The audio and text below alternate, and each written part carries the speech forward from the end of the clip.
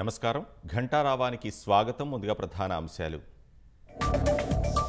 PCC కొత్త chief మంత్రివర్గ విస్తరణపై హస్తినలో మంత్రాంగం AICC పెద్దలతో ఇవాళ చర్చించనున్న సీఎం రేవంత్ రెడ్డి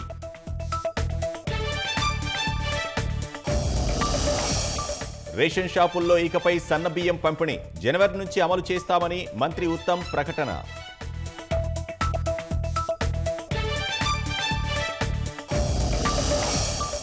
నాగార్జున సాగర్ వరద కాల్వకు అక్రమంగా తూముల ఏర్పాటు చివరి భూములకు సాగునీరు రావడం లేదని ఆందోళనలో రైతన్నలు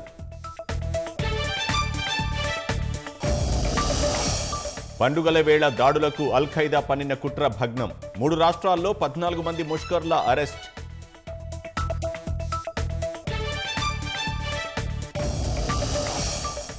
ఆఫ్ఘనిస్తాన్లో కొనసాగుతున్న తాలిబాన్ల అనాగరిక చర్యలు మహిళలపై మరిన్ని ఆంక్షలు విధిస్తూ కొత్త చట్టాలు